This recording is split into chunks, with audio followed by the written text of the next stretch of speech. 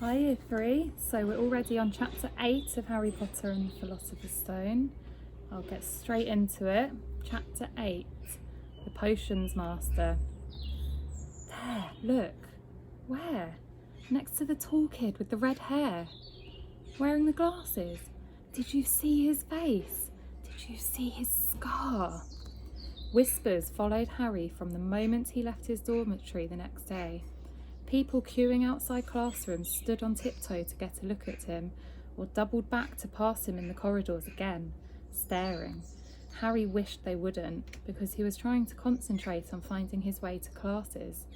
There were 142 staircases at Hogwarts, wide sweeping ones, narrow rickety ones, some that led somewhere different on a Friday, some with a vanishing step halfway up that you had to remember to jump. Then there were doors that wouldn't open unless you asked politely or tickled them in exactly the right place, and doors that weren't really doors at all, but solid walls just pretending. It was also very hard to remember where anything was, because it all seemed to move around a lot. There were people in the people in the portraits kept going to visit each other, and Harry was sure the coats of armour could walk. The ghosts didn't help either. It was always a nasty shock when one of them glided suddenly through a door you were trying to open. Nearly Headless Nick was always happy to point new Gryffindors in the right direction, but Peeves the Poltergeist was worth 2 locked doors and a trick staircase if you met him when you were late for class. He would drop waste paper baskets on your head, pull rugs from under your feet, pelt you with bits of chalk, or sneak up behind you invisible, grab your nose and screech, "Got your conch!" Even worse than Peeves, if that was possible, was the caretaker Argus Filch. Harry and Ron managed to get on the wrong side of him on their very first morning. Filch found them trying to force their way through the door, which unluckily turned out to be the entrance to the out-of-bounds corridor on the 3rd floor. He wouldn't believe they were lost, was sure they were trying to break into it on purpose, and was threatening to lock them in the dungeons when they were rescued by Professor Quirrell, who was passing. Filch owned a cat called Mrs. Norris, a scrawny, dust-coloured creature with bulging lamp-like eyes just like Filch's. She patrolled the corridors alone. Break a rule in front of her, put just one toe out of line, and she would whisk off for Filch, who'd appear wheezing 2 seconds later. Filch knew the secret passageways of the school better than anyone, except perhaps the Weasley twins, and could pop up as suddenly as any of the ghosts. The students all hated him, and it was the dearest ambition of many to give Mrs. Norris a good kick. And then, once you had managed to find them, there were the lessons themselves. There was a lot more to magic, as Harry quickly found out, than waving your wand and saying a few funny words. They had to study the night skies through their telescopes every Wednesday at midnight and learn the names of different stars and the movements of the planets. 3 times a week they went to the greenhouses behind the castle to study herbology with a dumpy little witch called Professor Sprout, where they learnt how to take care of all the strange plants and fungi and found out what they were used for. Easily the most boring lesson was History of Magic, which was the only class taught by a ghost. Professor Binns had been very old indeed when he had fallen asleep in front of the staff room fire and got up the next morning to teach, leaving his body behind him. Binns droned on and on while they scribbled down names and dates and got Emmerich the Evil and Ulrich the Oddball mixed up. Professor Flitwick, the charms teacher, was a tiny little wizard who had to stand on a pile of books to see over his desk. At the start of their lesson, he took the register, and when he reached Harry's name, he gave an excited squeak and toppled out of sight. Professor McGonagall was again different. Harry had been quite right to think she wasn't a teacher to cross. Strict and clever, she gave them a talking to the moment they sat down in their first class. "Transfiguration is some of the most complex and dangerous magic you will learn at Hogwarts," she said. "Anyone messing around in my class will leave and not come back. You have been warned." Then she changed her desk into a pig and back again. They were all very impressed and couldn't wait to get started. but soon realised they weren't going to be changing furniture into animals for a long time. After making a lot of complicated notes, they were each given a match and started trying to turn it into a needle. By the end of the lesson, only Hermione Granger had made any difference to her match. Professor McGonagall showed the class how it had gone all silver and pointy and gave Hermione a rare smile. The class everyone had really been looking forward to was Defence Against the Dark Arts, but Quirrell's lesson turned out to be a bit of a joke.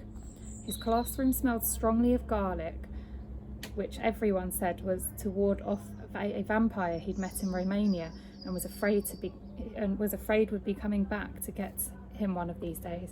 His turban, he told them, had been given to him by an African prince as a thank you for getting rid of a troublesome zombie, but they weren't sure if they believed this story. For one thing, when Seamus Finnegan asked eagerly to hear how Quirrell had fought off the zombie, Quirrell went pink and started talking about the weather. For another, they had noticed that a funny smell hung around the turban, and the Weasley twins insisted that it was stuffed full of garlic as well, so that Quirrell was protected wherever he went. Harry was very relieved to find out that he wasn't miles behind everyone else. Lots of people had come from Muggle families, and like him hadn't had any idea that they were witches and wizards. There was so much to learn that even people like Ron didn't have much of a head start. Friday was an important day for Harry and Ron. They finally managed to find their way down to the Great Hall for breakfast without getting lost once. "What have we got today?" Harry asked Ron as he poured sugar on his porridge. "Double potions with Slytherins," said Ron, Snape's head of Slytherin House. "They say he always favours them. We'll be able to see if it's true." "Wish McGonagall favoured us," said Harry. Professor McGonagall was head of Gryffindor House, but it hadn't stopped her giving them a huge pile of homework the day before. Just then the post arrived. Harry had got used to this by now, but it had given him a bit of a shock on the first morning when about 100 owls had suddenly streamed into the Great Hall during breakfast, circling the tables until they saw their owners and dropping letters and packages on their laps. Hedwig hadn't brought Harry anything so far. She sometimes flew in to nibble his ear and have a bit of toast before going off to sleep in the owlery with the other school owls. This morning, however, she fluttered down between the marmalade and the sugar bowl and dropped a note on Harry's plate. Harry tore it open at once. "Dear Harry," it said in a very untidy scrawl, "I know you get Friday afternoons off, so would you like to come down and have a cup of tea with me around 3? I want to hear all about your first week. Send us an answer back with Hedwig, Hagrid." Harry borrowed Ron's quill, scribbled "Yes please, see you later" on the back of the note, and sent Hedwig off again. It was lucky that Harry had tea with Hagrid to look forward to, because the potions lesson turned out to be the worst thing that had happened to him so far. At the start of term banquet, Harry had got the idea that Professor Snape disliked him. By the end of the first potions lesson, he knew he'd been wrong. Snape didn't dislike Harry. He hated him. Potions lessons took place down in one of the dungeons. It was colder here than up in the main castle, and it would have been quite creepy enough without the pickled animals floating in jars all around the walls. Snape, like Flitwick, started the class by taking the register, and like Flitwick, he paused at Harry's name. "Ah, yes," he said softly. "Harry Potter. Our new celebrity." Draco Malfoy and his friends Crabbe and Goyle sniggered behind their hands. Snape finished calling the names and looked up at the class. His eyes were black like Hagrid's, but they had none of Hagrid's warmth. They were cold and empty and made you think of dark tunnels. "You are here to learn the subtle science and exact art of potion making," he began. He spoke in barely more than a whisper, but they caught every word. Like Professor McGonagall, Snape had the gift of keeping a class silent without effort. "As there is little foolish wand-waving here, many of you will hardly believe this is magic. I don't expect you will really understand the beauty of the softly simmering cauldron with its shimmering fumes, the delicate power of liquids that creep through human veins, bewitching the mind, ensnaring the senses. I can teach you how to bottle fame, brew glory, even stop at death. If you aren't as big a bunch of dunderheads as I usually have to teach. More silence followed this little speech. Harry and Ron exchanged looks with raised eyebrows. Hermione Granger was on the edge of her seat and looked desperate to start proving that she wasn't a dunderhead. "Potter," said Snape suddenly, "what would I get if I added powdered root of asphodel to an infusion of wormwood?" Powdered root of what to an infusion of what? Harry glanced at Ron, who looked as stumped as he was. Hermione's hand had shot into the air. "I don't know, sir," said Harry. Snape's lips curled into a sneer. "Tut, tut. Fame clearly isn't everything." He ignored Hermione's hand. "Let's try again. Potter, where would you look if I told you to find me a bezoar?" Hermione stretched her hand as high into the air as it would go without leaving her seat, but Harry didn't have the faintest idea what a bezoar was. He tried not to look at Malfoy, Crabbe and Goyle, who was shaking with laughter. "I don't know, sir." "Thought you wouldn't open a book before coming, eh, Potter?" Harry forced himself to keep looking straight into those cold eyes. He had looked through the books at the Dursleys, but did Snape expect him to remember everything in 1,000 magical herbs and fungi? Snape was still ignoring Hermione's quivering hand. "What is the difference, Potter, between monkshood and wolfsbane?" At this, Hermione stood up, her hands stretching towards the dungeon ceiling. "I don't know," said Harry quietly. "I think Hermione does, though. Why don't you try her?" A few people laughed. Harry caught Seamus's eye and Seamus winked. Snape, however, was not pleased. "Sit down," he snapped at Hermione. "For your information, Potter, asphodel and wormwood make sleeping potions so powerful it is known as the draught of living death. A bezoar stone is taken from the stomach of a goat and will save you from most poisons. As for monkshood and wolfsbane, they are the same plant which also goes by the name of aconite.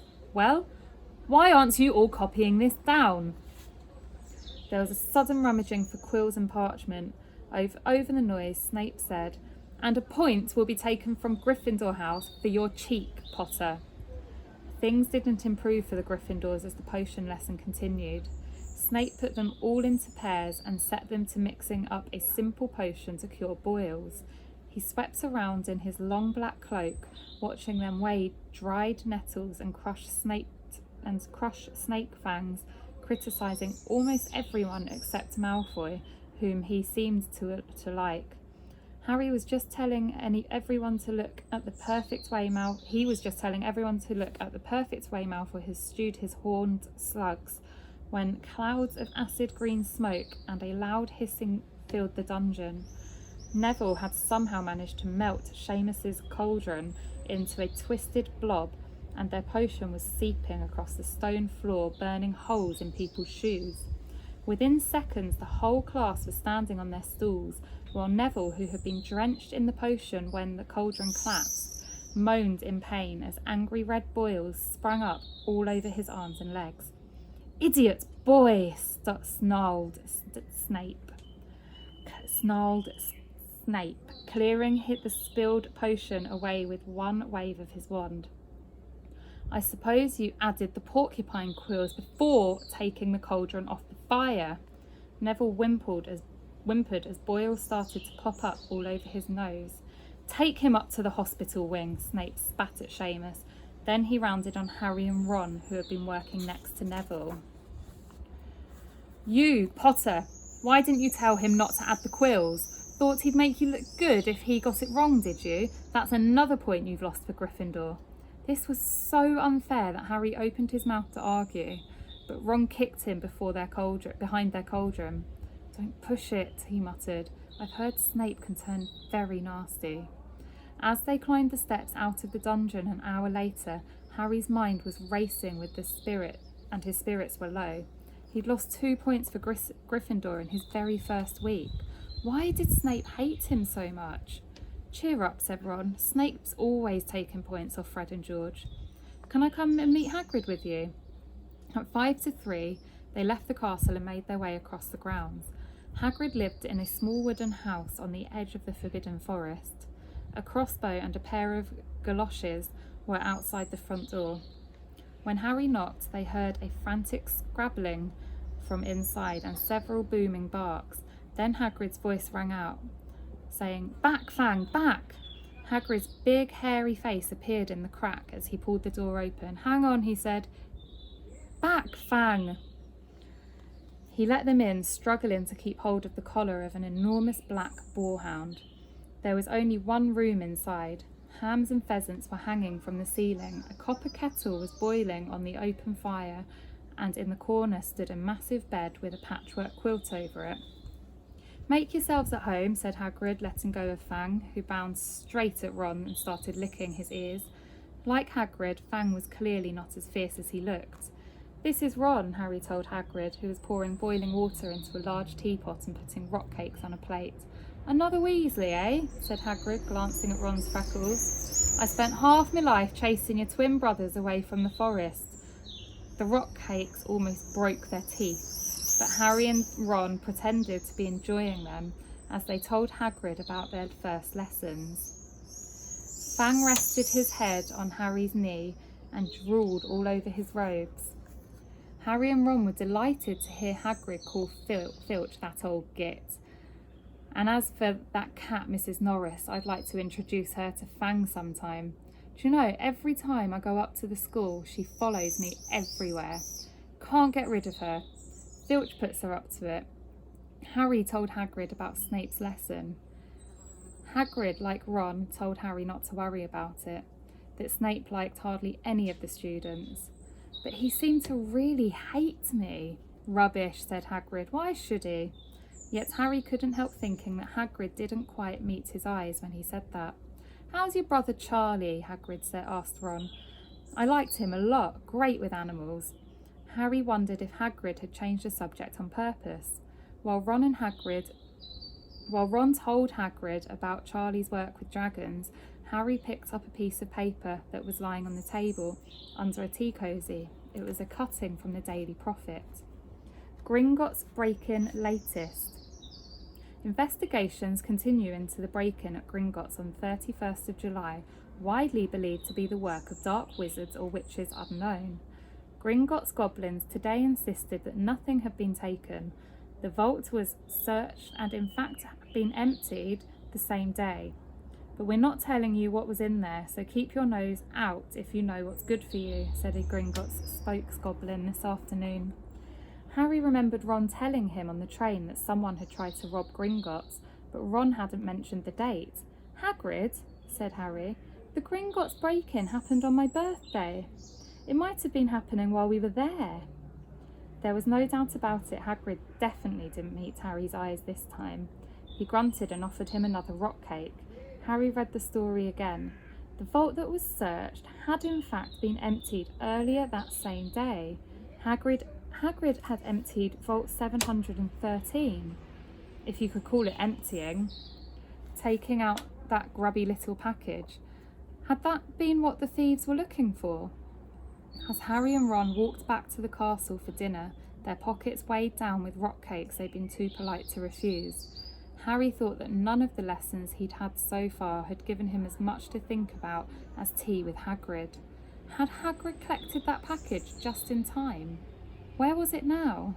And did Hagrid know something about Snape that he didn't want to tell Harry? That is the end of chapter 8.